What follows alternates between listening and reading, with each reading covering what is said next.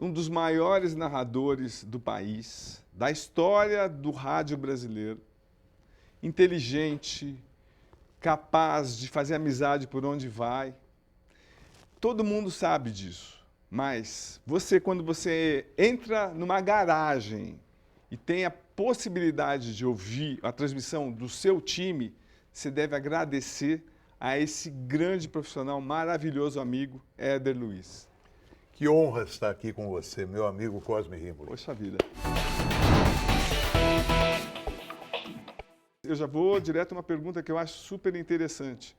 Aí você entra no táxi e você entra numa garagem. Conta como o futebol foi parar na FM. Bom, na verdade, eu estava voltando de uma viagem, né? Eu tinha ido transmitir um jogo, acho que em Belo Horizonte, né? E na época, eu estava na Rádio Capital, né? Nos 1040 da Capital. E aí eu entrei no carro e o Zé Carlos, que eu me lembro do nome do taxista até hoje, aliás, tem uma gratidão muito grande pelo Zé Carlos, né? Porque quem, na verdade, às vezes as coisas estão tão diante de você, né? Mas você não consegue enxergar. E naquele dia, quando eu entrei no carro, ele estava acompanhando a CBN. A CBN estava iniciando a transmissão de jornalismo em frequência modulada, né? E eu entrando no carro, eu sempre perguntei para os taxistas, né? Que rádio você está ouvindo? Fazia a minha pesquisinha, Sim. né? E ele falou, eu estou ouvindo a CBN. E eu perguntei, né, você está no 780, né? Ele falou, não, estou no 90,5. Eu falei, você está ouvindo em FM? Estou ouvindo em FM. Mas por que você ouve no FM, né? Porque sempre foi assim, o FM era para música, Sim. né? E a AM, E o AM para o jornalismo, né? Para o radiojornalismo, para o futebol. esporte e tal. Ele falou, não, é que é o seguinte, o meu ponto é na Avenida Paulista e lá não pega AM. Eu falei, como não pega AM? Fiquei revoltado, né, com o taxista. Ele falou, não, no meu ponto eu não consigo sintonizar a amplitude modulada, né, o AM, eu tenho grande dificuldade. E outra, se eu vou num túnel, né, eu sempre estou buscando informações do trânsito e tal, se eu vou num túnel, se eu vou no subsolo de um edifício, eu não consigo ouvir a rádio. Eu fiquei com aquilo na cabeça, né? E eu cheguei em casa e fiquei pensando naquilo, né, que ele tinha me falado. E aí eu decidi, eu falei, puxa vida, eu acho que eu vou tentar montar alguma coisa em frequência modulada, né? Porque não No existia. FM não existia futebol em nenhuma FM. emissora transmitindo em FM. A Jovem Pan, há muitos anos atrás, ela chegava a fazer acho que meia hora, mas era um espaço muito curto, né? Eles não chegavam a transmitir os jogos. Mas aí eu fui na Bandeirantes, falei com o João Carlos Ribeiro, o grande Joca, né? Sim. Empresário do Só Para Contrariar na época, né? E falei para ele, olha, eu tenho vontade de transmitir em FM, né? E ele topou a parada. E foi aí que a gente começou. Eu praticamente comprei o horário da emissora para começar as transmissões em FM, né? E deu muito certo, né? Deu muito certo porque hoje você vê que o endereço das transmissões de futebol, ele mudou completamente para o FM, né? O AM, inclusive, praticamente acabou, né? Hoje o rádio, quando você fala em rádio, você fala no rádio em frequência modulada, em outras plataformas que agora também está migrando para o digital, né? Que é uma tendência natural de todos os veículos de comunicação. Mas na época esse taxista foi decisivo no meu negócio, né? Mas, e Éder, qual que era a grande dificuldade? Era dinheiro, era técnico? Por que as rádios não pensaram antes? Qual que foi a grande dificuldade de ir para FM? Você sabe que eu cheguei a conversar com vários publicitários, né, na época, já iniciando, trazendo patrocínios para o negócio, né? E eu cheguei a ouvir de um publicitário o seguinte, porque na época eu fiz um investimento muito grande na área técnica, né? A gente começou a Porque transmitir... exigia dinheiro? Exigia, né? Na época a gente começou, eu acho que fui eu que implementei, na verdade, as transmissões por codec digital no rádio, né? Porque isso não existia. Você fazia as transmissões através das linhas de LP, não existia a transmissão mais bem elaborada, com um som melhor. E o FM exigia isso, né? Você tinha que ter uma qualidade de áudio melhor do que no AM. Eu cheguei a ouvir de alguns publicitários, não, mas aquele som chiado do AM é bacana de ouvir. Sabe, tá. na época existia aquele conceito, né? Sim. E eu acho que com o tempo as pessoas foram se habituando com aquela qualidade de áudio melhor, né? E foram se acostumando com aquilo tudo, né? E a gente fez uma proposta diferente também, né? Eu acho que a gente manteve a credibilidade de cobertura, trazendo jornalistas renomados, jornalistas que tinham já grande notoriedade, né? Eu peguei basicamente uma equipe que já estava pré-elaborada, né? Que era a equipe que brilhou com o nosso querido Osmar, né? Na década de 80, uma equipe brilhante que o Osmar montou. Qual era o time o Márcio Bernardes estava lá, o José Calil, que está comigo até hoje, né? O Henrique Guilherme, né? Roberto Carmona. Nossa, timaço. Né? Vários profissionais que estavam atuando naquela equipe vitoriosa do Osmar em 80, e eu não tinha muito tempo para trabalhar, eu precisava trazer já um produto já elaborado, né? Pronto. Então eu trouxe esses caras e funcionou muito bem. A gente teve uma ascensão, Cosme, muito rápida, né? Verdade. A gente começou a ter altos índices de audiência. Na época, eu me recordo, né? A Band FM, porque a Rádio Bandeirantes, né, outra emissora que eu tive um orgulho muito grande de trabalhar, eu iniciei, devo muito à Rádio Bandeirantes, o meu início de carreira aqui em São Paulo, né? Mas na época a Bandeirantes no futebol era a nave-mãe. E de repente a gente começou a transmitir futebol na Band FM com resultados até superiores, né? E isso, de certa forma, incomodou um pouco, né? E aí eu tive que já buscar uma outra migração. Por né? isso que chegou a Transamérica. E aí chegou a Transamérica, né? Eu cheguei na Transamérica no final do ano de 2000. A gente começou esse trabalho em 2000 e estamos lá até hoje, com um grande resultado. Sim. Agora eu vou te transportar para Santa Cruz do Rio Pardo. Então quer dizer que você narrava jogos, o seu pai, ele teve a ousadia de ir atrás do Fiore Giliotti e falar que, olha, meu filho de 12 para 13 anos narra igual a você. Conta, por favor, como é que foi esse encontro. Fiore, minha figura super doce, que eu também tive a sorte de conhecer. Conta, por favor. O Fiore, ele foi como um segundo pai, né? Eu devo a minha carreira para os meus pais. Nem começo a falar muito que me emociona muito isso, né? Perdi meus pais recentemente. Mas eu devo ao meu pai e à minha mãe o fato de hoje eu ter conseguido desenvolver uma carreira como jornalista esportivo, né? Mas na época, nós tínhamos o escrete do rádio, né, da Rádio Bandeirantes. Espetacular. E o Fiore ia com a equipe, né, de narradores notáveis, né? Enio Rodrigues, né, Flávio Araújo. A Bandeirantes tinha um time maravilhoso, né? Porque você não tinha nem televisão na sua casa. Nem televisão. Nem televisão a gente tinha, né? Eu sou de origem muito humilde, né? Seu pai vendia arroz e café, né? Exatamente. E aí ele me levou para uma cidade próxima de Santa Cruz para eu conhecer o meu grande ídolo, né?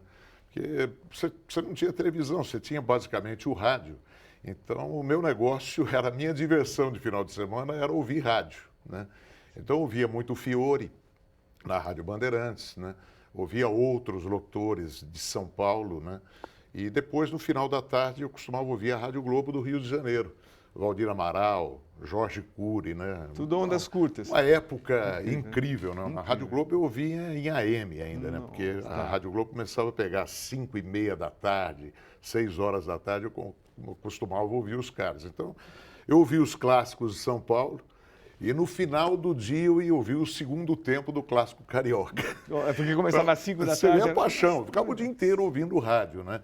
E aí aquela história, que você já deve ter ouvido de outros narradores, né? Você começa com um joguinho de botão, brincando, né? E aí o meu pai acreditou sempre, né, que eu poderia me tornar um locutor esportivo. Era seu sonho? Era meu sonho. E aí nós fomos até Santa Cruz, até Bernardino de Campos, né, que era uma cidade tá lá próxima de Santa Cruz. O escrete do rádio foi lá e a radiodifusora foi transmitir o evento, né?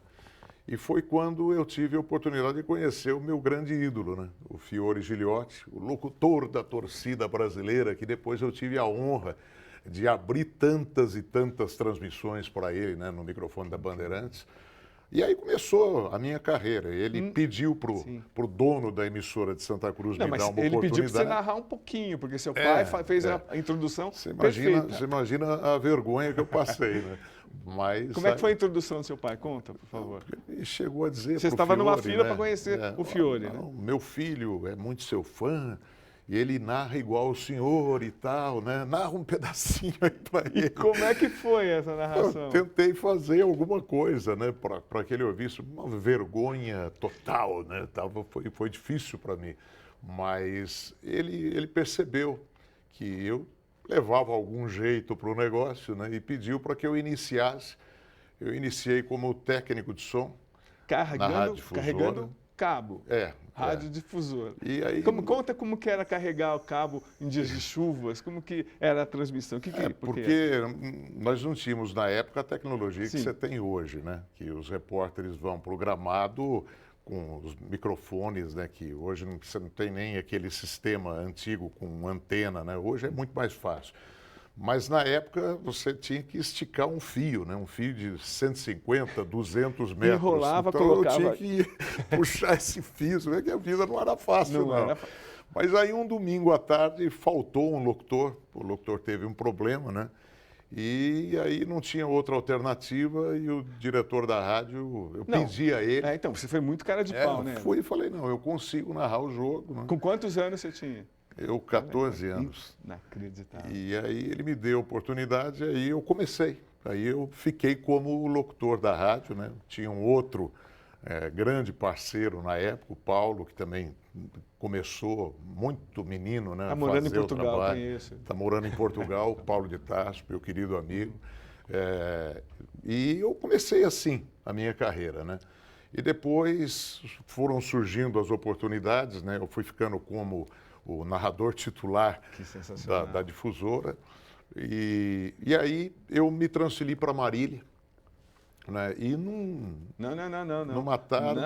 Não. Como contar essa história? Não, essa detalhe. Então, porque o que o seu pai fez por você foi uma coisa absurdamente, assim, de quem foi também visionário e quem apostou tudo no filho.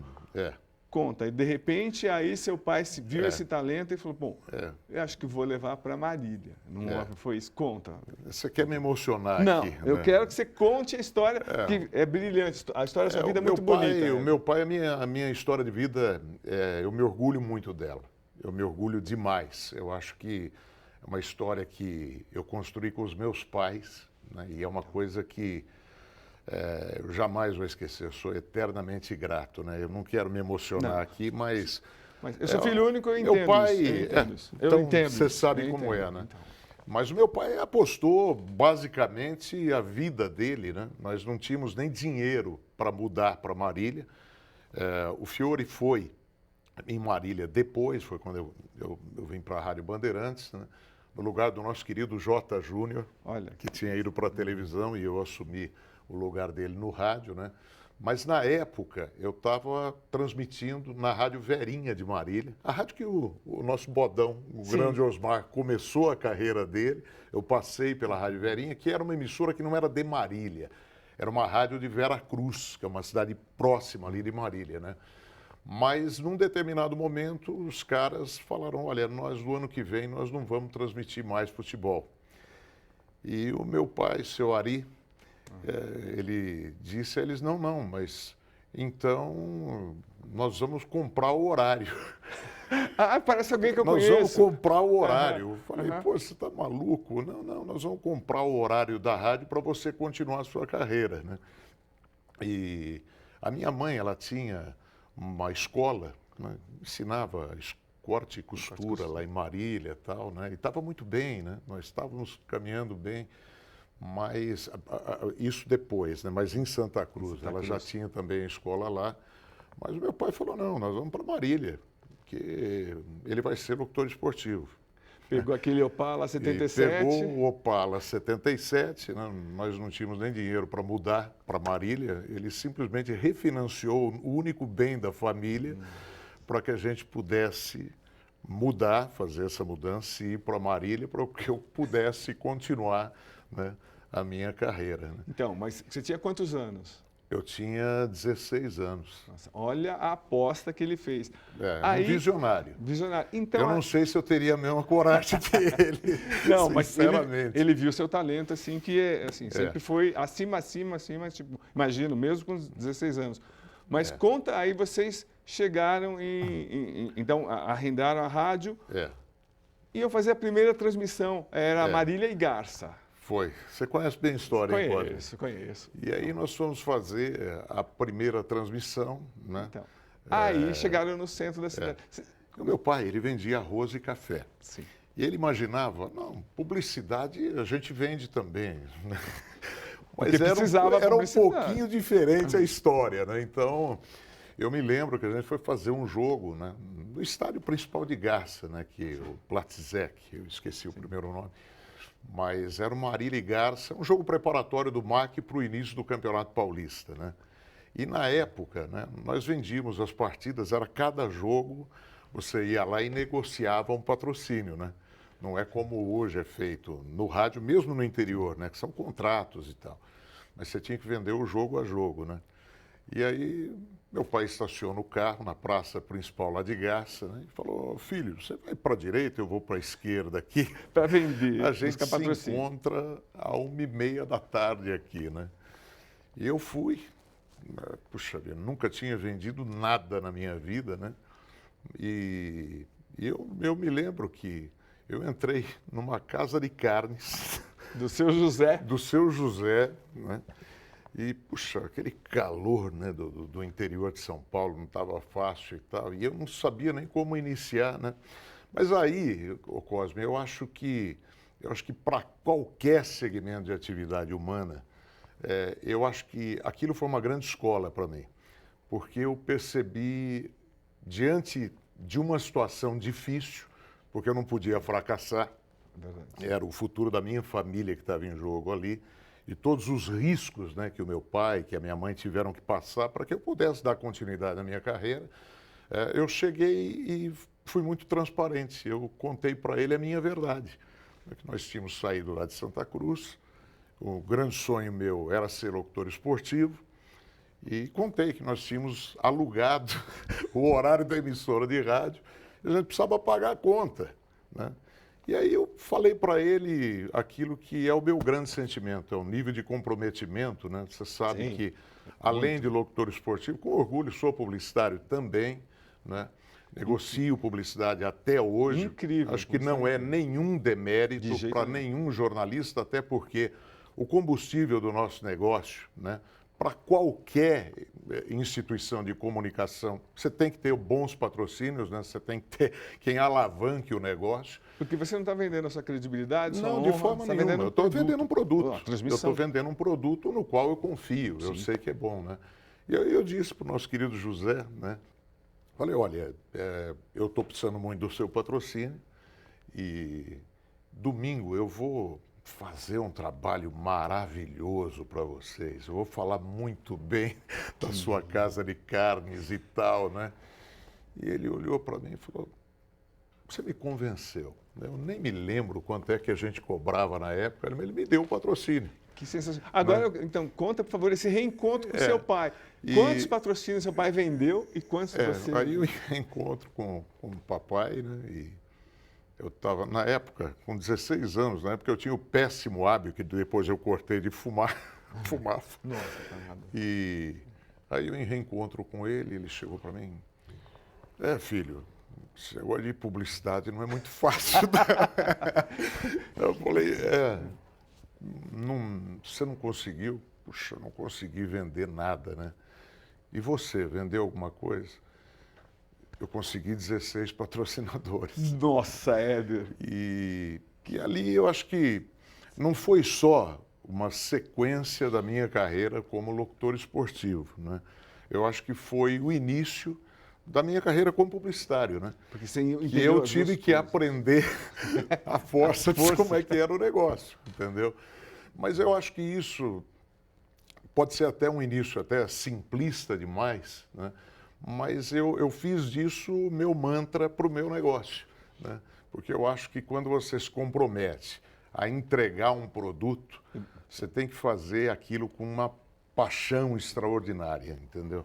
Então, todas as marcas que até hoje, né, me dão patrocínio, acreditam no meu trabalho, eu procuro defender da melhor maneira possível, né? Eu sempre procuro entregar mais do que eu posso, entendeu? Porque eu acho que é com comprometimento, com paixão pelo que você faz. Sim, né? dá para perceber isso. Puxa, eu tenho isso. A gente estava comentando um pouquinho antes de começar. Os 9 anos que eu passei nessa casa aqui, eu sou muito honrado de ter trabalhado aqui na Record, foi um momento lindo, fiz muita coisa legal aqui, Campeonato Paulista, Campeonato Brasileiro, a Champions, né? A Eurocopa, a de 2008, que eu transmiti Alemanha e Espanha aqui, e na época foi uma grande vitória da casa, né? Que a gente conseguiu uma pontuação incrível. Então eu trago muitas recordações legais daqui, da Rádio Bandeirantes, que foi a minha primeira casa aqui em São Paulo, né? Então fala assim, acho que a gente vai construindo a carreira da gente por passagens, né? Eu tenho um grande carinho por todos os veículos de comunicação com os quais eu tive a oportunidade de trabalhar. Então conta, depois deu super certo a rádio, com os patrocinadores, quase você não narrava de tanto patrocínio que você tinha, Sim. Mas e aí depois, como é que foi a sua escalada? Eu continuei lá em Marília, né? E aí nós chegamos sem absolutamente nada lá, só com o Opala refinanciado, né? A primeira casa para os meus pais eu consegui comprar. Poxa, que orgulho. Né? Bem cedo, né? E depois, um domingo à tarde, a Rádio Bandeirantes foi transmitir Palmeiras e Marília. E o locutor era o Fiore Giliotti. Ah, que o meu pai do rádio, né? Que coincidência. E aí o meu pai chamou o Fiore, ele se lembrou de mim. Fiore foi uma pessoa doce, maravilhosa, né? Um cara que, além de ser um ícone, né? Um cara gigante, né? Como o Osmar, como o Silvério, né? Que foram caras extraordinários. Mas o Fiore, ele realmente tinha algo mais. Ele era generoso. Ele era muito generoso. Era uma pessoa extraordinária, né? E ele disse ao meu pai que, olha, está pintando uma chance na Rádio Bandeirantes, porque o J. Júnior está indo para a TV Bandeirantes, na equipe do Luciano. Sim. E vai surgir uma vaga lá. E eu me lembro, na época, o Fiore pediu uma fita cassete, né? Os jovens nem sabem o que é isso hoje, né? Mas tinha fita cassete. Nós não tínhamos no domingo, de novo. Meu pai sai lá do interior, vem de ônibus para São Paulo para trazer uma fita cassete, uma narração minha. Aí o Fiore mostrou a fita, né, para o meu primeiro chefe aqui em São Paulo, que foi nosso saudoso Darcy de Oliveira Reis. Darcy Reis. Darcy Reis, incrível. Né? Eu trabalhei com muita gente legal e importante, né, que fizeram a história desse negócio chamado rádio. E aí eu tive a oportunidade. Eu fiz a minha estreia na Rádio Bandeirantes, transmitindo Brasil e Romênia, para a preparação da seleção pré-olímpica do Brasil. Né? O nosso querido Dalmo Pessoa, que já foi, comentou o jogo, o Eduardo Luiz, o nosso Ligeirinho, foi o repórter. Né? Eu nunca tinha andado de avião na minha vida, tive que ir para Curitiba e transmitir esse jogo, né? Mas tudo eu fui aprendendo, sabe, fui trocando o pneu do carro com ele em movimento. E que estilo, o seu estilo, o pessoal da Bandeirantes tentou fazer alguma coisa? Ou você aprendeu vendo? E o Fiore continuou sendo a grande inspiração sua? Mas eu acho que eu tive muitas influências, né? O próprio Osmar, né? Eu, sinceramente, o Osmar também, eu bebi muito dessa fonte, né? Porque o Osmar foi maravilhoso. Né? Um locutor incrível. Né? Eu reputo Fiore Giliotti e Osmar Santos como os maiores locutores do rádio brasileiro em todos os tempos. Esses caras são incríveis. E o Osmar também, muita coisa do rádio do Rio de Janeiro, do Valdir Amaral, né? Do Jorge Cury, que narrador brilhante. Né? A Rádio Globo, na época, tinha um time incrível, era um time muito forte, né?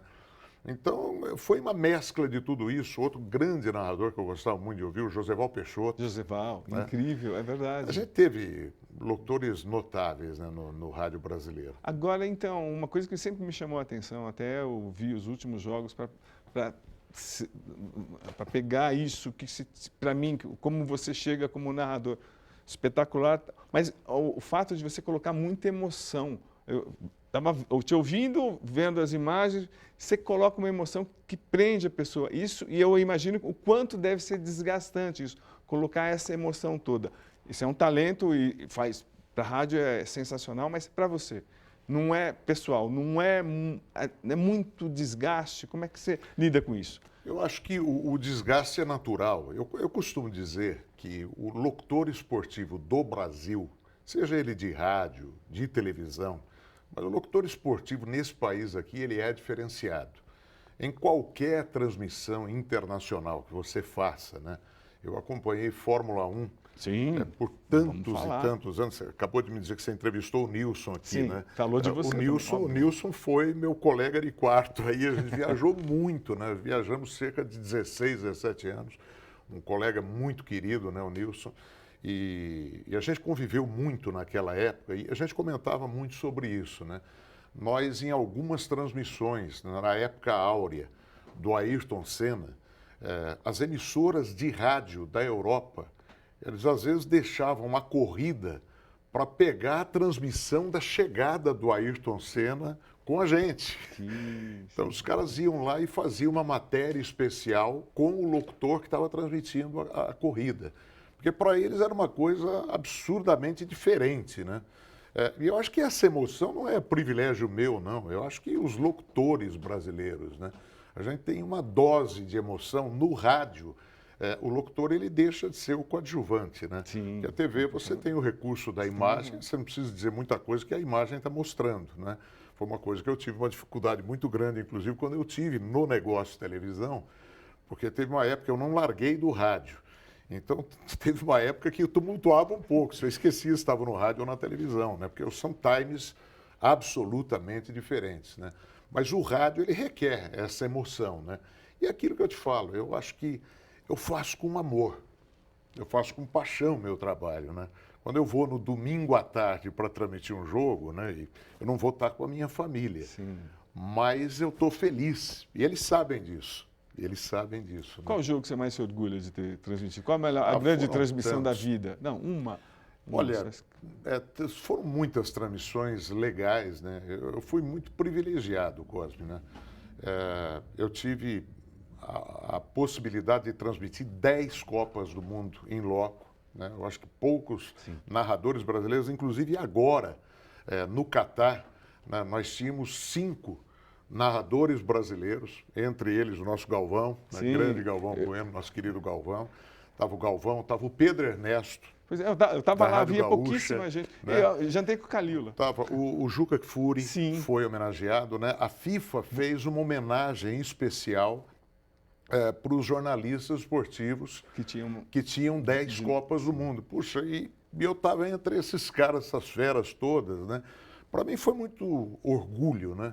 Participar daquele evento da FIFA, ganhamos um troféu lindo, né? Foi uma coisa que eu vou guardar para sempre aí, espero que as minhas filhas guardem sempre essa recordação quando eu me for, porque acho que é para poucos, né? Você ter aí 10 Copas do Mundo na carreira, transmitir algumas edições de Jogos Olímpicos, né? Peguei uma fase da Fórmula 1 fantástica, né? Então, foram mais de 16 anos. Agora, transmissões. O título do Ayrton, em 1988. Puxa, inesquecível, né? Você chegou a chorar em alguma transmissão? Muitas. Por exemplo? Muitas. Em 1988, eu fiquei muito emocionado, né? Quando ele consegue a ultrapassagem, né? Em cima do Prost, depois dele ter o problema na largada, né? Fez uma corrida de recuperação. Consegue chegar no Alain Prost e ser campeão mundial. Ainda no Ayrton, tem um episódio que eu me lembro até hoje, né? Ele era o rei de Mônaco. E eu me lembro muito bem, aquele momento onde você tinha as voltas rápidas, né? Então tinha uma sequência de voltas rápidas e estava aquela luta, né? Ayrton e Prost, Prost e Ayrton, né? O Prost chegou cedo, colocou a bataclava, coloca o capacete, vai para a pista, tenta fazer o tempo, né? Os franceses na sala de imprensa aplaudindo de pé, ninguém passa. é o pole e tal, né? O Ayrton vai para a pista, consegue baixar o tempo do Prost. O Prost vai e devolve, baixa o tempo de novo. E o Ayrton vai aquela luta, né?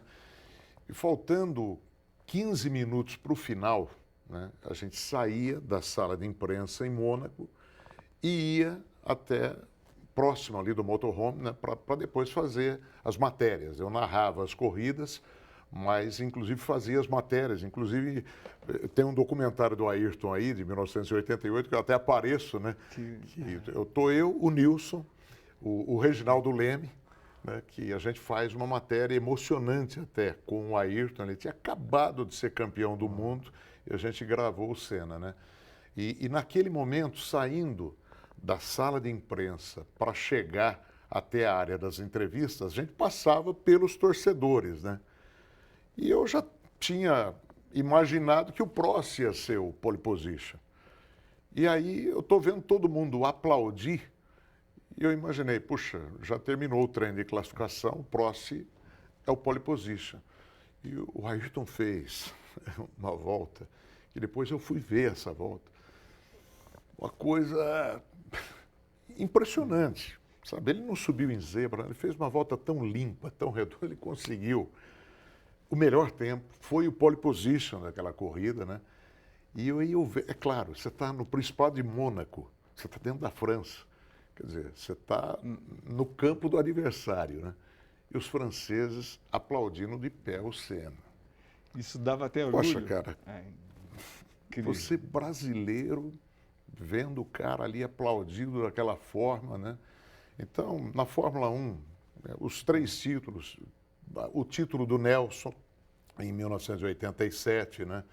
Que eu dei a notícia do título antecipado, porque eu estava no hospital lá esperando o veredito se o Mansell ia correr ou não. Né? Eu dei a notícia às 3 horas da tarde na Rádio Bandeirantes, né, que o Mansell não correria, então o Nelson era campeão do mundo, né? Na Fórmula 1 foram momentos assim incríveis, né? Que você tinha, na época, Ayrton, você tinha Mansell, você tinha Prost, você tinha Piquet. O piorzinho era o Gerhard Berger, que andava pra caramba. E era uma competição até mais humana, né? Porque hoje é muito a máquina... É muita tecnologia. Né? Agora, quem que era o Ayrton Senna para você? Porque o Nilson veio aqui, o Flavinho veio aqui, e cada um tem uma visão muito diferente do Senna. Quem que era o Senna para você? Qual que é a sua relação com o Senna? Olha, eu vivi momentos assim muito emocionantes com o Senna, né? Inclusive, indo fazer as gravações, né? Existiam, às vezes, momentos que você tinha que esperar 1, 2, 3 horas, né? Que ele se enfiava com o Ron Dennis lá no motorhome até sair da reunião, né? Do briefing para acertar o carro. Demorava muito. O Ayrton, e é natural, diante da pressão que ele vivia, tinha os dias que, obviamente, ele ficava, era uma pessoa um pouco mais difícil, mas pela pressão que ele vivia, né? Mas ele era uma pessoa muito generosa também. Qual a experiência mais íntima que você teve com ele, você? Eu fiz uma gravação com ele, né? Onde ele demorou muito, muito tempo para sair, todos os jornalistas querendo uma matéria especial, e eu fiquei, né? E eu me lembro, então, inclusive, o Lemir Martins. Sim, fotógrafo, né? Espetacular. Eu me lembro que o Ayrton fez uma brincadeira comigo, você está aqui até agora esperando, né? E o Lemir fez uma sequência de fotos, que eu tenho até hoje, essa sequência de fotos. São momentos assim que ficam para a vida, né? Momentos que você nunca esquece. Então, momentos na Fórmula 1 foram muito legais. E no futebol, né? Os títulos, né? Eu tive a alegria de transmitir em 94, pela Rádio Bandeirantes, o tetracampeonato mundial. Depois, o pentacampeonato em 2002, já pela Transamérica, né? Já estava com a equipe na Transamérica. E outros títulos importantíssimos, né? Eu transmiti 3 títulos mundiais de São Paulo. Uau. 2 pela Rádio Bandeirantes, né? 1 pela Record, aquele título com o gol do Mineiro, né? Sobre o Liverpool, que o Rogério fez chover, né? Defendeu tudo. Eu transmiti aqui na TV Record. E títulos do Corinthians, 2012, lá em Yokohama, né? O título mundial. O Maracanã, o título do Corinthians contra o Vasco. O tempo vai passando, a gente vai acumulando. O Palmeiras, né? que Fim de teve jejum, as Libertadores. conquistas da Libertadores, mais recentemente o título contra o Flamengo, né? E os campeonatos que a gente vem narrando, né, Cosme? E, Éder, agora, eu não posso deixar escapar essa pergunta do Senna. Eu sei que você não estava no autódromo, excepcionalmente teve um probleminha. É. Você, que é uma pessoa também muito sensível, como é que foi transmitir a corrida em que o Senna morreu para você? E você conhecendo tanto Fórmula 1, É. você sabia na hora? Assim, houve a batida, você sacou ou não? A pancada foi muito forte, né? A pancada foi muito forte e pela maneira... E a gente tinha vivido, Cosme, o momento anterior com o Nelson na mesma curva e com o Berger na mesma curva. E eu me recordo, puxa, a recuperação do Nelson e do Berger, e eles não bateram de frente, só que ali a pancada foi de frente. Então você já imaginava, independente do que tenha acontecido, né, de perfurar o capacete, uma peça perfurar o capacete, mas a desaceleração, ele estava a mais de 300 km por hora. E você narrou como? Você lembra? Eu não me lembro exatamente. A única coisa que eu me lembro nessa transmissão é que ele move lentamente a cabeça, né? E a gente naquela esperança de que não, porque a gente não queria acreditar que ele tinha morrido. Sim. Nenhum brasileiro podia acreditar que ele ia morrer. O Ayrton, naquele momento, morrer. Então, foi muito doloroso, né? Foi um dos piores momentos que eu vivi transmitindo um evento esportivo. Foi o pior, indiscutivelmente, porque é um negócio muito chocante, né? E a gente imaginava o caminho que ele teria, né? Pelo talento impressionante que ele tinha. Ele tinha a possibilidade de ser campeão do mundo várias vezes. Ele ainda ia dar muita alegria para todos nós, né? Mas aquela corrida deu tudo errado, né? Com o Rubinho, depois o Ratzenberger e depois o falecimento do Ayrton. Agora, vamos voltar para você. Então, você chega na Bandeirantes e como é que foi o seu crescimento dentro da Rádio Bandeirantes? Olha, na época, né, o locutor menos experiente da Bandeirantes já tinha feito algumas Copas do Mundo, né? Então, na época, eu cheguei fazendo os jogos do terceiro escalão, né? Quais eram os locutores? Na época, éramos o Fiore Giliotti, né? O Enio Rodrigues, o Oscar Ulisses, Oscarzinho, né? Que está aí até hoje com a gente, transmitindo na CBN, o Dirceu Maravilha, né? E eu era o quinto narrador. Aí o tempo foi passando, né? E as coisas foram acontecendo e eu fui gradativamente subindo. Eu não tinha, na época, né? E também não podia reivindicar. Eu estava fazendo bons jogos, o pessoal estava gostando bastante do trabalho, mas era inconcebível, né, me colocar para fazer jogos mais importantes que locutores que já eram renomados, né?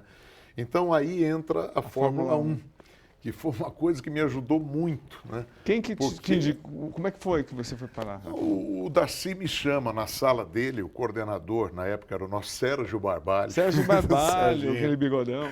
Sérgio Barbalho. E aí o Darcy me perguntou, né? Você já narrou Fórmula 1 na tua vida? Eu não tinha visto nunca uma corrida de Fórmula 1. Meu Deus. Né? Eu falei, eu sabia que a Bandeirantes ia fazer a Fórmula 1, né? Eu falei, amo Fórmula 1.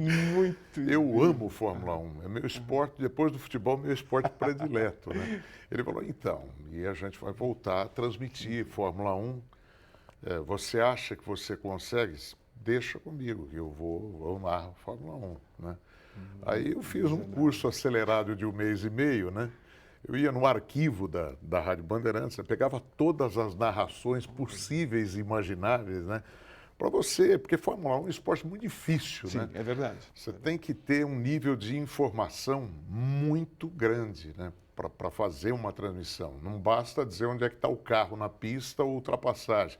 Você tem que ter conteúdo. Eu, na época, eu tinha, claro, o respaldo de um cara que era Pelé em comentário de Fórmula 1, que é o nosso Edgar Melo Filho, que foi meu parceiro aí por tantos anos, né? Mas, mesmo assim, eu precisava me aprimorar. E aí eu fui aprendendo, né? Eu estreiei numa corrida em Jacarepaguá, no Rio de Janeiro. O resultado foi muito bom, a gente fez uma boa transmissão, né? E aí eu tive a chance, viajei 16 anos aí pelo mundo, 16 né? anos. Conheci todos os continentes. A Rádio Bandeirantes fazia todas as corridas em loco. Era uma outra época do rádio, né? Então nós transmitíamos todos os eventos de Fórmula 1 em loco. Era mais fácil me encontrar no Charles de Gaulle, em Paris, do que em Congonhas, Cosme. Era um negócio incrível. Eu viajava toda semana para lá. E com isso aí também eu fui ganhando muita experiência. A Fórmula 1, ela foi ganhando muito espaço e muita audiência naquele momento. Quer dizer, isso também me colocou em evidência, né, na Rádio Bandeirantes. Eu devo muito à Fórmula 1. E tinha, desculpa te interromper, mas havia domingos que a Bandeirantes tinha mais audiência de manhã, você narrando Fórmula 1, do que no futebol, não é? Era incrível. O futebol estava passando por um momento horrível, e o Brasil não era campeão há mais de 20 anos, mais de 24 anos, né? E a Fórmula 1 começou a ser o esporte número 1 do brasileiro. Todo mundo acordava mais cedo para ver o Ayrton Senna na pista, né? Sim, e desde o Nelson, tá? Que eu acho que o brasileiro ele não valoriza o Emerson e o Nelson como deveriam valorizar. O Ayrton, sem dúvida, sabe, foi um ícone incrível e tal. Mas, poxa, o Emerson, ele foi o precursor de tudo isso. Ele começou a história, né? E o Nelson, poxa, você tem que valorizar o que esse cara fez, tá? Tem muita gente que não gosta do comportamento do Nelson, mas aí é uma outra coisa. Eu não estou discutindo isso, estou discutindo o Nelson como piloto.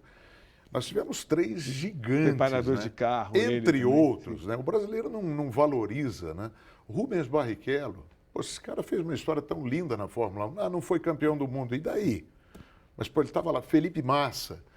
Pô, cara, você pegar um carro de Fórmula 1 e se manter naquele circo por tanto tempo... Tem que ser especial. Eu acho que o cara já tem que ser considerado um cara diferenciado, entendeu? Independente se ele foi ou não foi campeão do mundo, né? Então, o Flavinho esteve aqui, ele disse que esse culto que a gente tem a Ayrton Senna, que merece, faz com que a gente esqueça os outros, mas ele coloca a culpa numa pessoa, no Galvão Bueno, que pela influência da Globo, ele transformou a Ayrton para os brasileiros, parece como o único piloto de Fórmula 1.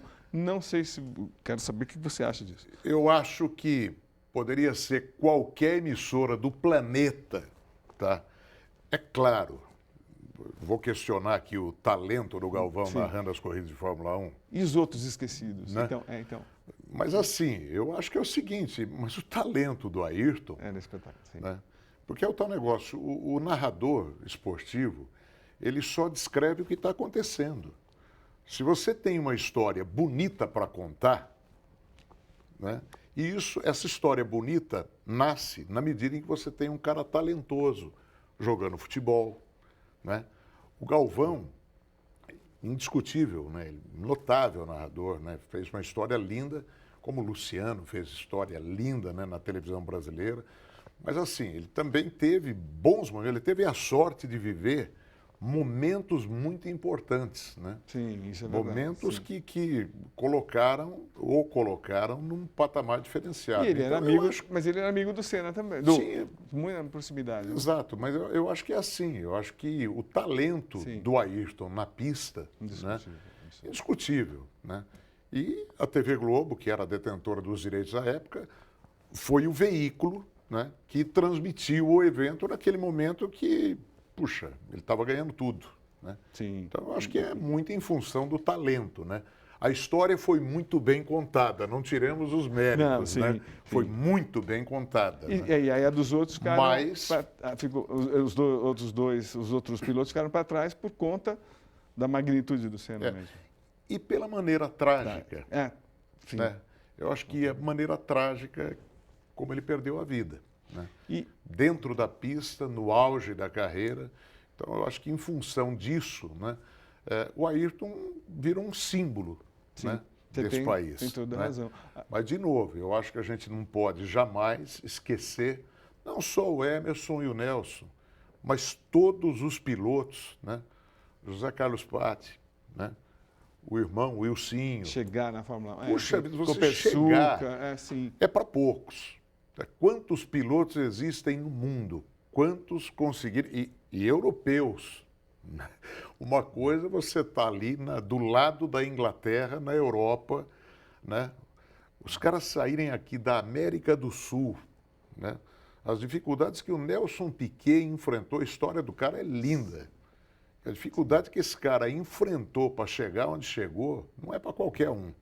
Tem que ser muito perseverante, tem que ser muito resiliente para conseguir passar toda aquela adversidade que ele passou, né? Como mecânico, tendo que dormir do lado do carro ali para ser campeão do mundo. Incrível. Agora, você com 16 anos de Fórmula 1, seus pais não deveriam estar orgulhosos, deveriam estar muito orgulhosos. Qual era a sensação deles? Como que era, de repente, você virou um dos grandes narradores com todo o talento do Brasil? Como é que eles curtiram isso? Eles se foram, né, em 22 e 23, mas eu acho que eu consegui dar esse grande orgulho para eles. Tem algum momento marcante para você na sua vida com eles? Eles comentavam muito, né, que eles estavam muito orgulhosos, né, daquilo que eu tinha Como é que eles te conquistado. chamavam? Filho, não tinha nenhum tratamento diferente, não. Agora, mas... como é que você conseguiu, assim, eu acho que é importante até, de maneira humana, perguntar como é que você transmitiu a Copa do Mundo de 2022, você tinha perdido sua mãe. Pouquíssimo tempo, como é que você teve força, Éder? A gente tem que buscar aquele algo mais, né? Porque eu acho que ela e o meu pai, eles se sentiram orgulhosos. Que eles lutaram tanto por aquilo, né? Foi incrível, uma força que você teve, mas assim... Não foi fácil, não foi nada fácil, mas eu fiz, eu cumpri a minha missão. Por coincidência, lógico, você não vai lembrar nessa doideira que a gente vive em Copa do Mundo. A gente se encontrou assim, mas nunca eu ia imaginar lá no Catar que você estava passando por esse drama. Nunca. Foi muito difícil. Foi muito difícil. Agora vamos falar da carreira. Você está lá na Bandeirantes, e aí? Você fez esses 16 anos, qual foi a sua mudança? O período que eu passei na Bandeirantes, né? Aí foi... Depois eu fui para a Rádio Capital. Sim. Depois fui para a Band FM, né? E depois da Band FM, eu tinha montado uma equipe, né, na Band FM. Sim. E eu tinha até uma proposta para ir transmitir na Rádio Bandeirantes, mas eu não poderia levar a equipe. E eu acho que tem uma palavra que eu também aprendi com os meus pais, chamada lealdade.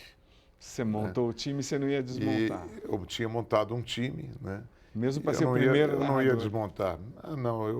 Eu abriria a mão de qualquer coisa para manter esse time, né? E como é que é? E mantive o time por muitos e muitos anos fazendo a gestão do negócio, né? Então, é exatamente isso que eu ia perguntar. Como que é ser o chefe de jornalismo? Porque nós somos absolutamente revoltados, difícil de controlar, organizar. Como é que é tão azeitada? Como sempre as equipes da Rádio Transamérica foram muito azeitadas, e até da Band. Você sabe, Cosme, é o seguinte, quando você é um deles, você entende o grau de dificuldade que um profissional tem numa cobertura. Quando você já viveu a situação de se deslocar de um local para o outro, chegar, pegar um avião e fazer uma cobertura, às vezes não conseguir se hospedar no local exatamente adequado, né? E ter que se deslocar para o estádio, fazer uma cobertura, aí você sabe a dificuldade, né? Então, eu nunca me intitulei chefe, porque eu nunca me considerei chefe de ninguém, né? Eu sempre fui um colega, né, que estava fazendo a gestão de um negócio. Mas eu acho que é isso, sabe? A nossa equipe, ela se tornou, ao longo dos anos, uma família, né? E foi, até recentemente, né? Eu mantive essa gestão até 2020, né? Aconteceram algumas modificações na equipe, por força também do do tempo, dos acontecimentos, mas eu acho que a gente conseguiu construir algo muito importante ao longo desses anos todos e devo muito a essas pessoas, entendeu? Profissionais maravilhosos, né, que eu inclusive citei aqui no início, lá atrás, na Rádio Capital, depois na Band FM, né? Profissionais que o Henrique Guilherme, Então, isso né, que ficou tanto tempo comigo, né? O Carmona, né, que ele faleceu aos 87 anos de idade, trabalhando, né? Foi um exemplo, né, para todos nós. Então, isso é unânime. Todos os jornalistas esportivos comentam da sua aposta no pessoal mais velho, essa coisa de enfrentar essa coisa de etarismo. Lógico que hoje a Rádio Transamérica tem pessoas mais experientes e tem pessoas mais jovens, mas muito talento, tudo misturado.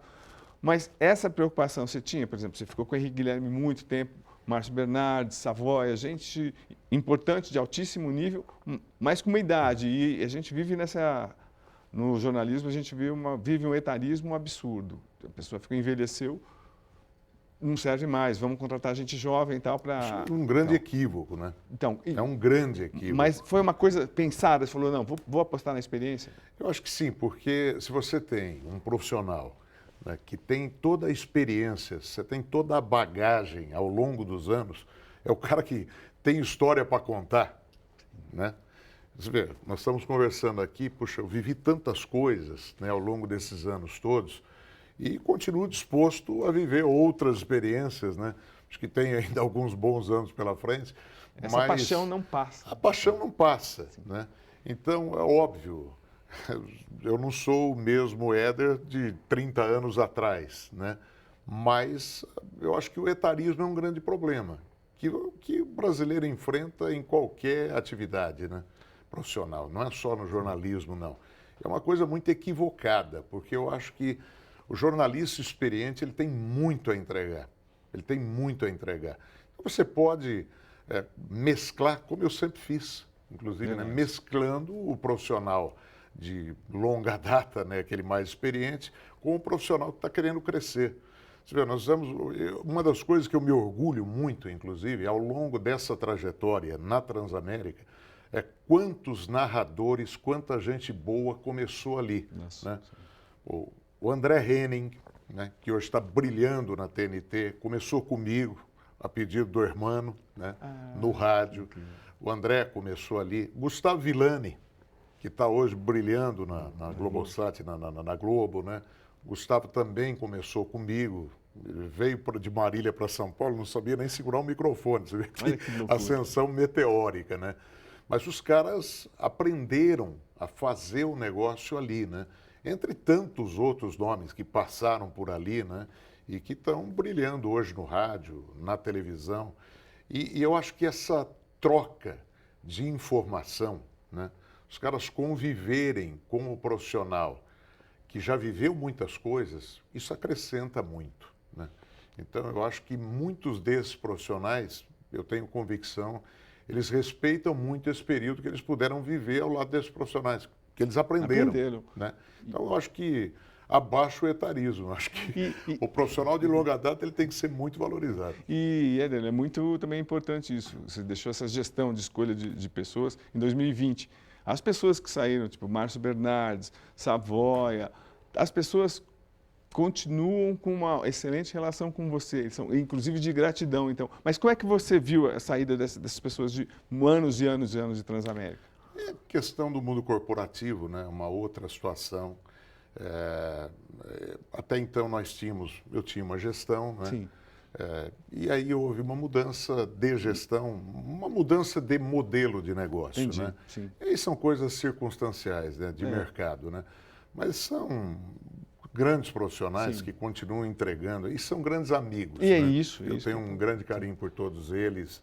Acho que isso aí, acima até dessa questão profissional, isso fica, né?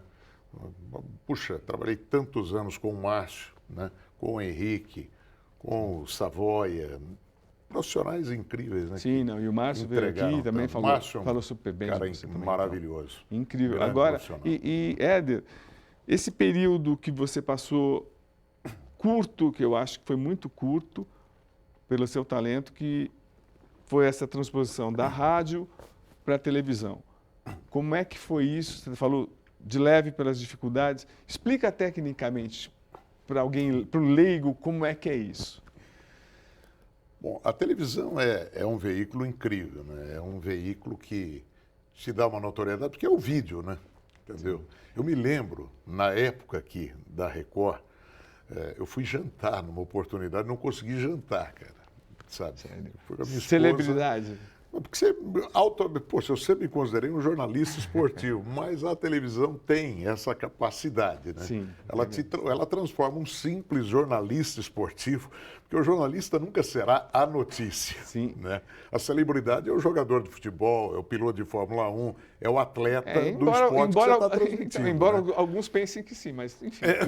Cada um. Mas você acaba se tornando uma celebridade, né? E as pessoas te conhecem muito mais, né? Porque se lembram, né, da tua fisionomia, te veem frequentemente, né, na tela e tal. É um veículo maravilhoso, né? Mas foi muito difícil, sabe? Eu consegui administrar as duas coisas ao mesmo tempo. Não, mas a dificuldade, time, né? a dificuldade técnica, por exemplo, você narra assim, futebol de uma maneira assim incrível. Todo lance está em cima. E a televisão você tinha imagem. Isso acabou sendo assim, uma adaptação difícil? É uma adaptação difícil, né? Porque o locutor esportivo, ele tem que mostrar para o cara que está ouvindo no rádio, por exemplo, que eu costumo dizer que o rádio, a grande audiência do rádio é uma audiência flutuante.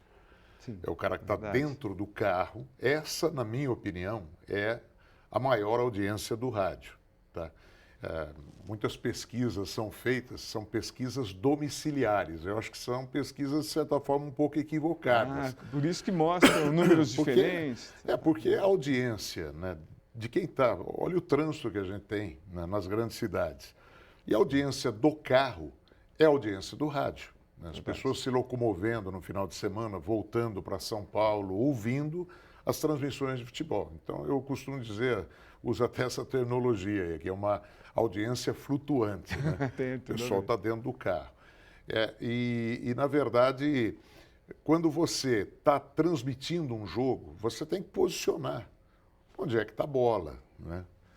Fulano está na meia-direita, está no campo de ataque, ele agora está no campo de defesa. Eu procuro me esmerar muito nisso, entendeu? Para que a pessoa possa ter uma noção de como o jogo está se desenvolvendo, né? Agora, na televisão, a imagem está mostrando tudo. Então aí, você não tem essa necessidade. Aí o Zerbini, né? Pegou você e te chamou do lado. Como é que vamos fazer isso? Como é que foi isso? O Edu me dava verdadeiras aulas, né? E na época, né,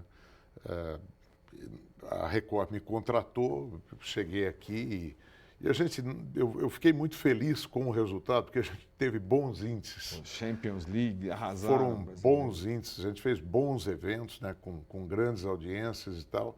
Eu aprendi muito. Então, mas qual a principal lição aquela questão, né, de você se ater mais à narração específica do jogo sem posicionar, né, em campo, que a imagem já está mostrando, né? Então, mas eu sempre me preocupo com os dois hemisférios do cérebro.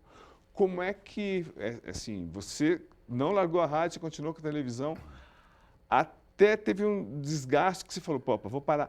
Quando você disse que foi parar no hospital, conta o que aconteceu, para as pessoas terem ideia do desgaste. Na época, eu transmitia. Que época? Que ano que era? Era 2005, 2006, né? Na época, eu transmitia um jogo na quarta-feira aqui na TV Record, né? E na quinta-feira eu fazia o rádio. Aí no sábado eu fazia o rádio e no domingo eu fazia TV Record. Duas linguagens diferentes? Você não consegue fazer duas linguagens diferentes, tá? E além de serem linguagens diferentes, uma maneira diferente de você entregar o produto, o desgaste natural. Porque em qualquer uma delas você tem um desgaste psicológico, né? Você tem um nível de atenção, você acompanhar um jogo de futebol, ou uma partida de vôlei, ou um jogo de basquete, ou uma corrida de Fórmula 1, você tem que ter um nível de atenção altíssimo, você não pode falhar, Televisão, pressão com audiência. E o desgaste natural que você tem, né? Então, e aí, o que aconteceu com você? Aí teve uma época que eu fui parar no hospital. Então, né? mas não o quê? estava Por conseguindo estresse, mais. por cansaço? Estresse, cansaço. Eu costumo dizer que eu acho que eu não consegui. Se eu tivesse feito talvez uma opção, né? Talvez eu conseguisse até entregar uma coisa de melhor qualidade. Mas, né? Éder, qual foi o momento quando você foi parar no hospital? Você estava transmitindo um jogo ou você falou... Na reta final de campeonato, né? A gente Ah. teve uma frequência de jogos muito grande. Né? E aí, tipo... E aí, essa questão também, área publicitária, correria do dia a dia, né? E esse volume de trabalho. Não, mas conta né? o dia, o que aconteceu? O que nesse dia você falou... Não, uma pressãozinha alta básica, né? E aí eu tive que ser socorrido e tal. Mas não estava transmitindo? Mas deu tudo. Não estava. Num dia seguinte de uma transmissão, né? E aí, Éder, você chegou aí, depois disso, tem que fazer uma coisa só? Aí, o último evento que eu fiz na casa aqui foi o Pan-Americano de Guadalajara, que estávamos juntos. Que a gente estava lá, junto. né? Eu vi o quanto é pressão, o quanto que era difícil para o narrador. E, ao mesmo tempo, né, bastante preocupado com as coisas que estavam acontecendo aqui no Brasil, na rádio, né? E que sempre foi um porto seguro, né? Estou há 25 anos na Transamérica, um projeto que eu iniciei, eu desenvolvi. E eu acho que naquele momento, na época, o nosso Douglas estava lá, eu estava aqui. Eu cheguei para o Douglas e falei, olha, estava às vésperas da Olimpíada da Inglaterra, né? Mas eu cheguei à conclusão que aquilo não ia funcionar, porque eu não estaria sendo correto, né, com a própria Record, e eu não estaria sendo correto com o meu projeto de rádio, né? Então eu cheguei no Douglas e falei, Douglas, eu acho que não vai rolar, né? Eu não posso me ausentar tanto tempo, né? Nós estamos fazendo alguns pilotos, né, de preparação da equipe, o que é absolutamente natural. Mas eu lembro que foi um choque. Mas a correria era tão grande que eu não conseguia entregar as duas coisas ao mesmo tempo, né? Então, é aquele desgaste que você estava dizendo há pouco aí, né? Eu acho que para o jornalista esportivo, ele não tem uma vida fácil. Ele não tem uma vida fácil. Se quiser fazer uma coisa... Se você se propuser a fazer um grande trabalho, você tem que se entregar. Isso demanda tempo, dedicação, né? Você tem que estar muito focado, né? E eu acho que isso gera um desgaste natural. Ausência de família, queira ou não, a gente também... É muito difícil administrar, você sabe disso. Eu sei, né? Me custou um casamento, eu sei disso. A gente perde até alguns casamentos por conta disso. Então, mas é o que a gente nasceu para fazer, né? É o que eu sei fazer, então eu tenho que seguir. E explica um pouquinho como que é esse mundo publicitário. Como é que você lida com isso, Éder? Porque para marcar entrevista com o Éder, reuniões, não posso. Conta, Éder, como que é a responsabilidade disso? De deixar um projeto tão importante como o da Transamérica continuar forte por 25 anos, isso é uma loucura. Eu acho que você tem que, ao longo dos anos, né, observar principalmente o mercado, né, porque a questão de 25 anos atrás, você tinha a concorrência do rádio, né, eram as emissoras de rádio, as outras emissoras de rádio, você tinha um ou dois canais a cabo, né, cujo tema era o esporte, e você tinha uma ou duas televisões abertas que transmitiam eventos esportivos, né? Na época, a Globo e a Bandeirantes, né, com o Luciano. E hoje? E, de repente, os anos foram passando, você tem 7, 8 emissoras fazendo no cabo. Né? Você tem as emissoras abertas de televisão transmitindo, né? Hoje você tem 3, 4 emissoras abertas transmitindo eventos esportivos, são detentoras de direitos. Paralelamente veio o streaming, né? Você tem hoje a internet, né? Foram proliferando os jornalistas esportivos aí, né? Porque eu acho que a internet traz muita coisa boa, indiscutível, mas ela traz muita coisa ruim também, coisas péssimas, né? As fake news, né? Dentro do próprio segmento esportivo, tem muita porcaria sendo vendida como verdade, né? Então, acho que piorou muito, né? Tudo pela audiência, pelo clique? Tudo pelo clique, pelo link, aquela coisa, sabe, que eu acho deplorável, né? Então, o jornalista esportivo, aquele jornalista raiz, eu acho que esse momento é que ele tem que ser mais valorizado ainda. E como é que tem você... muito jornalista que é compromissado com o trabalho dele, que leva a sério o trabalho dele. E tem muita gente na internet que brinca de ser jornalista esportivo, né? Então, eu acho que a internet, ela tem coisas positivas, inquestionáveis, né? O streaming tem muita coisa boa acontecendo na internet. Sem dúvida, né? documentário. E tem muita coisa ruim também. E como é que você vende, então, nesse cenário? É, Como é que você vende a sua rádio? E assim, você vende bem, porque vai vender bem assim lá longe. Continua ainda de 16, hoje, quando você começou.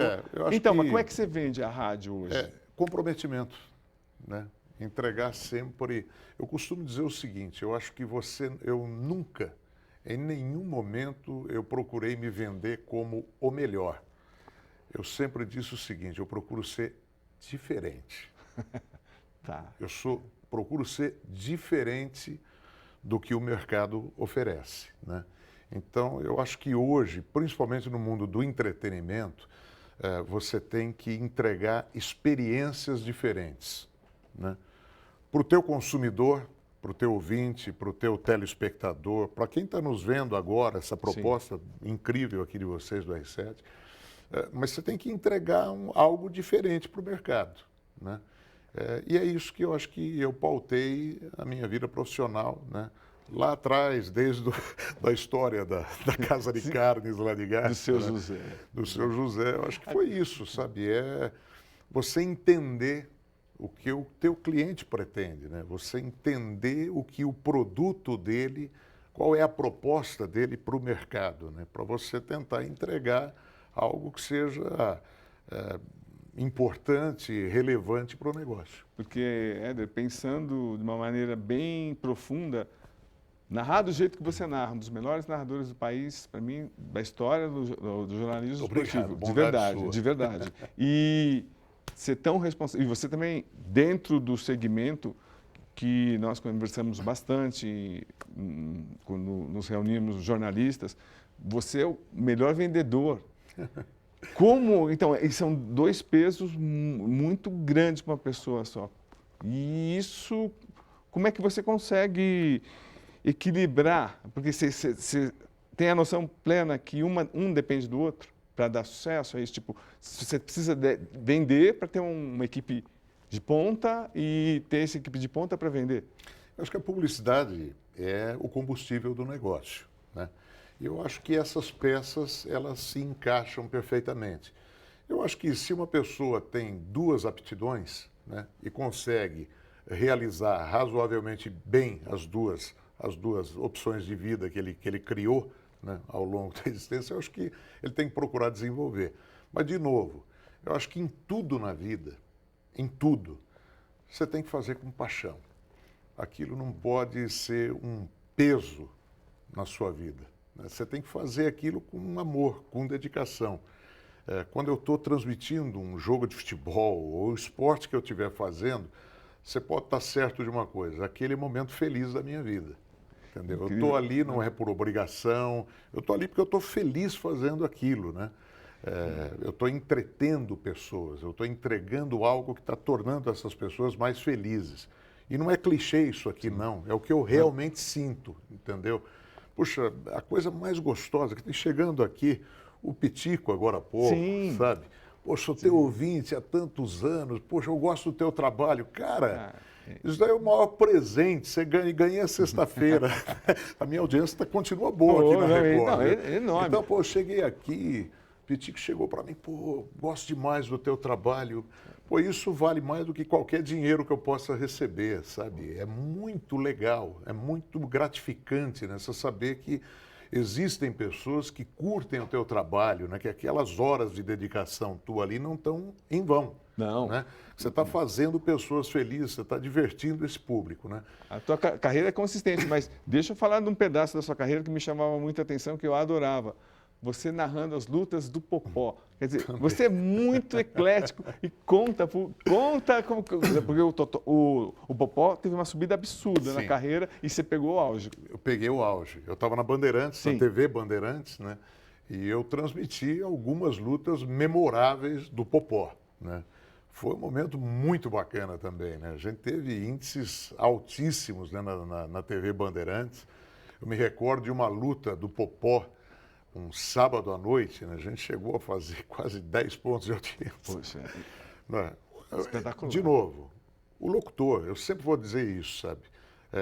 Se você consegue ter o evento e você consegue entregar esse evento de uma maneira legal, ótimo. Mas o evento nunca vai... quem está fazendo o evento nunca vai se sobrepor à importância do evento. Eu acho que você tem que entregar o evento de uma forma legal. Mano, mas tem narradores que conseguem valorizar mais o evento. Eu acho que esse é o caso. Eu acho que na Olha, época, nós fomos fazer uma luta em Salvador, né? E foi uma luta memorável, né, do Acelino. Então, puxa, qual é a tua foi muito relação bacana. com ele? Vocês chegaram a ter uma relação? Eu não convivi, né? Até porque ele sempre estava na Bahia, né? É verdade, tá. Então, eu não convivi com o Popó, mas sou um que você acha- grande fã do Popó. O que você acha dele como lutador em relação a... Então, eu quero saber... Campeão do mundo, né? Então. Acho que você não precisa falar mais nada, né? Eu acho que dispensa apresentações, dispensa cartão de visita, né? Então, O por cara que a ser gente... um campeão mundial. Então, por que né? o boxe não teve sequência? Por que o Brasil virou as costas para o boxe? Por que virou para a Fórmula 1? Porque a gente gosta de torcer quando está ganhando? Olha, infelizmente o brasileiro tem essa cultura, tá? O brasileiro, nós temos hoje uma tenista fantástica aí, né? Mostrando toda a qualidade dela. Ela só será reconhecida quando ela ganhar um título. Grand Slam, né? sim. Então você tem aí, poxa, Gustavo Kirten, né? Já se passaram alguns anos, mas eu acho que quem gosta de tênis já vai se esquecer dos momentos brilhantes que ele viveu no tênis internacional, né? Mas o Brasil, infelizmente, a gente deixa de cultuar grandes atletas, grandes profissionais do esporte que circunstancialmente não foram campeões mundiais. Isso é um grande erro, é uma cultura equivocada, né? Porque, puxa vida, a gente teve tanta gente que não foi campeão do mundo, mas você vai questionar aqui a importância do Zico Sim. no futebol mundial, Não, de jeito nenhum. né? De jeito nenhum. Todo mundo o reverencia, né? Você vai questionar o grande Roberto Rivelino, Pelé, nem vou comentar Pelé, né? Mas, poxa, o Gerson, né? Os campeões de 70. Incrível, né? sim. E a gente vai esquecendo, né? E o brasileiro tem essa capacidade de se esquecer, né? Até o Vampeta brinca, né? Eu estou torcendo para ninguém ganhar mais título, porque o último fui eu, né? Sim. Mas é uma realidade. O brasileiro, ele lembra do cara que foi campeão. Sim. E eu acho que esse é um grande equívoco, né? Agora, então, partindo desse princípio, como é que você vê a seleção brasileira que não ganha há tanto tempo? E o que muda para a rádio isso? Investimento, vale a pena mandar para cobrir a seleção brasileira? Não manda? Isso, de uma maneira geral, a gente está vendo que, às vezes, vai jogo da seleção brasileira, tem pouquíssimos repórteres, só quem está próximo, por exemplo, na Inglaterra, incrível, Brasil e Inglaterra, Brasil e Espanha, pouquíssimos repórteres. O que reflexo é isso? Por que o Brasil fracassa há tanto tempo, na sua visão? Eu acho que não está... voltar em função da seleção não estar performando bem. É aquilo que a gente discutiu agora há pouco aqui, né? Os investimentos hoje, para qualquer evento internacional, são eventos de altíssimo custo, né? É difícil você deslocar um repórter com frequência. As emissoras de televisão, né? Você pode perceber que a maioria dos jogos são transmitidos hoje dos estúdios. Né? Porque os tempos mudaram, né? O mercado publicitário hoje está muito mais fragmentado, né? Então, obviamente, isso acaba refletindo aí na questão do custo-benefício, né? Então, vamos dizer, o padrão de cobertura mudou muito. Mudou. Não foi só no rádio, mas foi na televisão, foi em qualquer O instituição. jornal não existe mais. São coisas diferentes, né? Mas eu acho que a seleção, por exemplo, eu ouço frequentemente, a seleção ela não motiva mais como ela motivava anteriormente. Até o Brasil ganhar outro título, Certo. né? Os argentinos, né, eles sempre apoiaram muito a seleção, mas estavam um pouquinho frios. Quando eles ganharam a Copa América no Maracanã contra a seleção brasileira, lá no Catar, você cruzava com a Argentina, mais argentino que Catar. Era um negócio impressionante. Incrível. Entendeu? O que tinha de argentino lá no Catar era uma enormidade, né? Então os caras foram naquela coisa, não, vamos ser campeões mundiais. E foram, né? Então qualquer jogo da Argentina hoje, em qualquer parte do mundo, eles lotam os estádios, né? Voltou aquela idolatria, né? Eu acho que o Brasil está passando por um momento de entre-safra no futebol. Mas se você olhar alguns anos atrás, naquele período de seca do futebol brasileiro, até surgir o título de novo, né? A gente passou por um período muito difícil, né? Mas você vê aí, o Brasil é um celeiro de craques, né, Cosmin? Sim, mas... Pô, você tem aí, puxa, olha esse Hendrick, esse menino aí, eu tenho certeza. Olha o Vinícius Júnior, o nosso problema... que deve ser eleito o melhor jogador do mundo agora. Se for campeão da Champions agora, deve ser o melhor jogador do planeta, entendeu? A gente tem muito cara bom. Nosso problema para mim é cérebro, porque a gente exporta pé. Técnicos não, porque a gente fica copiando o que eles fazem lá. Mas deixa eu então perguntar, é mais ao longo dessas Copas que o Brasil perdeu, foi ficando mais difícil vender a Copa do Mundo para a rádio ou não?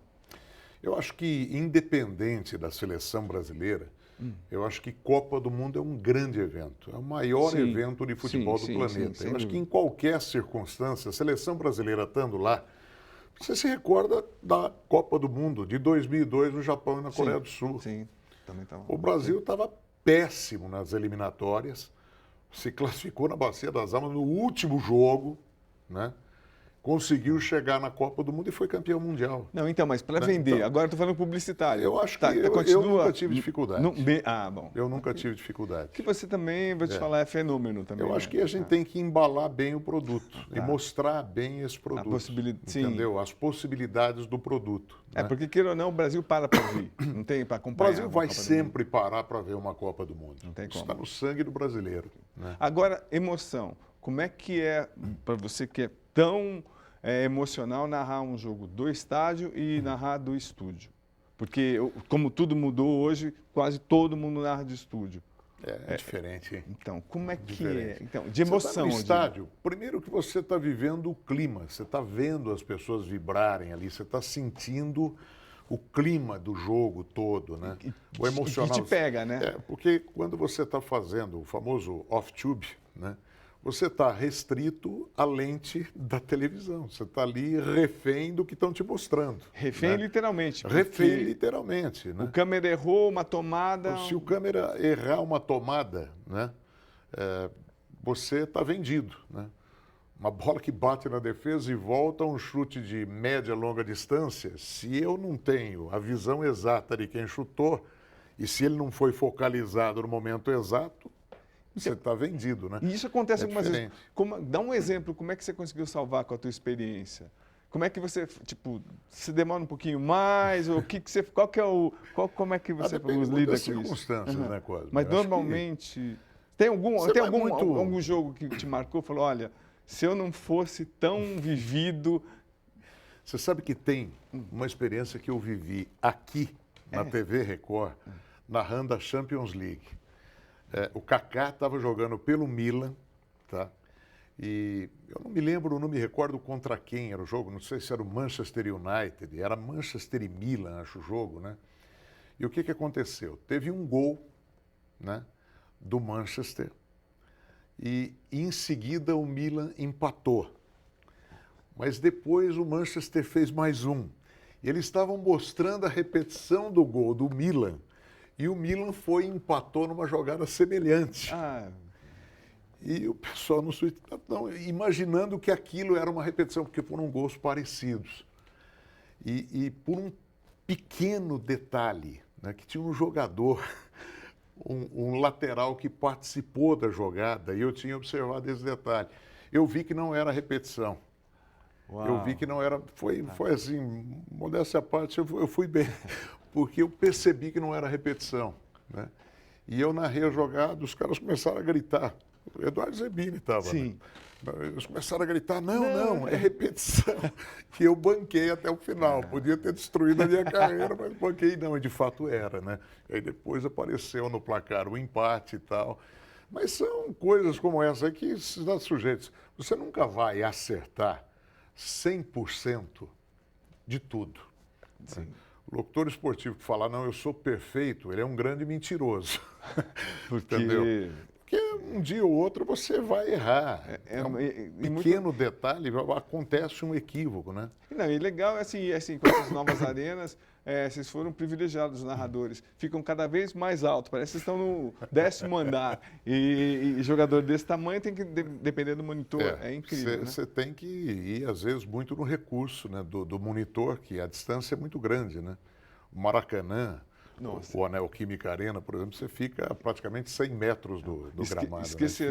Esqueceram absolutamente. Você tem que ir muito na experiência, né? E Éder, acompanhando as suas entrevistas é muito engraçado, porque você é uma pessoa absolutamente expansiva, tal, mas no íntimo você se assume como tímido. Quando você está se comunicando, né, Cosme, eu acho que necessariamente você tem que mudar a tua postura, né? Sim, é verdade. Eu costumo, numa entrevista como essa aqui, né, eu não sou o tipo do cara que eu não me julgo tão importante assim para contar a história da minha vida, sim, entendeu? Como não? Mas eu procuro dizer para as pessoas, acho que há pouco tempo atrás eu fui fazer uma palestra, né, numa faculdade de jornalismo e eu ouvi de muitos alunos, né, que puxa, eu fui a inspiração deles para começar um curso de jornalismo.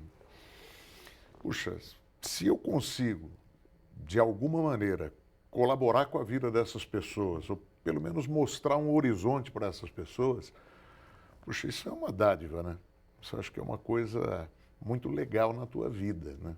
É um certo legado que você consegue construir, né? Ajudar as pessoas, Sim, né? Eu acho que isso é básico na vida, né? Porque passamos por essa rápida trajetória aqui, mas um dia a gente quer deixar alguma história para ser contada, né? Eu acho que é isso que efetivamente fica, né? E eu acho que através da minha profissão eu consegui, independente da importância que eu tenho ou deixo de ter, né? Mas eu acho que eu consegui inspirar algumas pessoas, né? E se eu tivesse inspirado uma pessoa que fosse, eu acho que eu já poderia me considerar vitorioso, entendeu? Porque não importa se eu tenho milhares, milhões ou 100 ouvintes me acompanhando. Se eu tiver alguém me acompanhando, eu vou entregar da mesma forma, com o mesmo foco, com o mesmo comprometimento, que é a paixão que eu tenho pelo trabalho. E, Éder, eu ficaria 5 horas com você, que é fácil, mas estamos caminhando para o final. Você é um final. ótimo entrevistador, desde os tempos de Jornal da Tarde. Você é muito amigo. Agora, Éder, uma curiosidade mesmo, são, digamos, num horizonte até grande, 15, 12, 18 grandes narradores no Brasil. Os melhores que você está incluído, lógico, entre 3, 2, mas como é que é essa convivência entre os narradores, essa disputa que ao longo dos anos, por exemplo, você é um grande vencedor pelo seu talento, por tudo, mas como é que é isso, Éder? Tem inveja, tem disputa, cargo. O que você viveu ao longo desses anos? Você viu tudo isso? O que você viu? Eu vejo o seguinte, lamentavelmente, o nosso meio não é unido. É um grande problema que nós temos no jornalismo, como temos em outras esferas aí, né, na convivência social. Infelizmente, o meio não é tão unido, deveria ser mais unido. E reflete como essa desunião? Mas eu acho de cada um querendo pegar existe uma competitividade grande, mas ao longo desses anos, eu acho que uma coisa que eu fico muito feliz, eu acho que eu consegui construir muitas amizades, e amizades verdadeiras, né, com pessoas que eu gosto muito. O Nilson, né, Sim, da PAN. que adora Pô, você. cara, convivemos aí mais de 16 anos viajando. E né? concorrentes. E concorrentes, Jovem né? Pan Mas existe Bandeirantes. uma admiração muito grande, eu sei que é recíproco, eu gosto muito dele, né? Oscar, né? Puxa, o nosso querido Silvério, né? Que Sim. sempre foi um baita amigo, né? De uma outra geração, mas sempre foi um grande amigo, né? Eu peguei um pedaço bom da carreira dele, né? Eu sempre tive bons amigos. Eu acho que existe espaço para todos. Né? Então, Você tem só que buscar o teu. Quem Né? tiver talento fica também. Eu acho que é isso. Colocou o microfone. fazer o teu trabalho, né? Eu acho que se você tiver uma dose de talento, né? Foco, né? Porque isso não é clichê, é a grande verdade da vida. Né? Eu acho que não é só inspiração, né? Também tem muito de transpiração. Em qualquer carreira que você abrace, eu acho que você tem que se esforçar, né? Você tem que correr atrás. Né? E, Acho que isso é básico. e Éder, essa situação. A gente está caminhando para o final, diretor, pode ficar tranquilo. Essa situação de etarismo atingindo alguns narradores importantes, queridos, que a gente conviveu anos e anos, que também ainda tinham para entregar. Como é que você vê isso na questão dos narradores? O narrador, o nível de solicitação dele é bem diferente de um comentarista, né? O comentarista ele vai falar ou no rádio ou na televisão, ele vai falar mais pausado, ele fala muito menos que o narrador, né? De outra parte, um repórter, né? Ele pode fazer o trabalho dele anos a fio, mas ele consegue desenvolver bem o trabalho, ele se locomovendo bem, ele falando com as pessoas, é aquilo que eu falei do conhecimento. O narrador ele tem aquela questão do desgaste natural, né? Você tem que estar enxergando muito bem, você tem que estar, a voz tem que estar muito boa para você desenvolver aquele trabalho, né? Mas, por outro lado, né, você vê outro entrevistado seu, recente, o nosso garotinho José Carlos Araújo, meu amigo Zé Carlos Araújo, né? E você, muita gente boa, você não fala nem a idade dele, mas eu falo 83 e... 83 com anos. muita vontade. Poxa, aí você ouve o Zé Carlos transmitindo, né, na Rádio Tupi hoje, com aquela mesma vontade, né? E puxa vida, e criando, e fazendo, se reinventando agora com o podcast dele, né? Eu acho isso maravilhoso. Né? Então, eu acho que é a questão de... varia muito de pessoa para pessoa. Né? Eu acho que depende muito da condição física da pessoa. Né? Você cuida da sua voz como? Um pouco, né? Não, porque é incrível, mesmo conversando... Nunca me preparei, né? É natural, né? Veio naturalmente.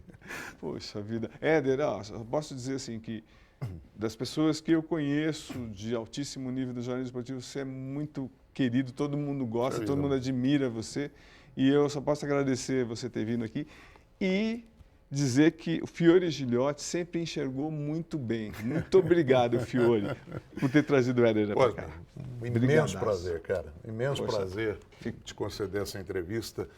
Estou muito honrado de ter sido convidado por você, né? E você me deu essa oportunidade de passar aqui de novo pela Record, né? Matar um pouquinho a saudade, porque foram 9 anos aqui inesquecíveis, né? Eu só levei recordação boa dessa casa aqui. E para mim foi muito bom estar aqui hoje e falar com um velho amigo, um baita profissional, né? O trabalho que você desenvolve é maravilhoso, né? Eu acompanho as entrevistas que você faz. E desde os tempos de Jornal da Tarde, né? Não vou falar muito, porque senão vou me entregar a idade aqui. É verdade, já se passaram 15 anos. Mas muito obrigado de verdade. Prazer estar você com merece você. muito onde você está. Obrigado. Obrigado.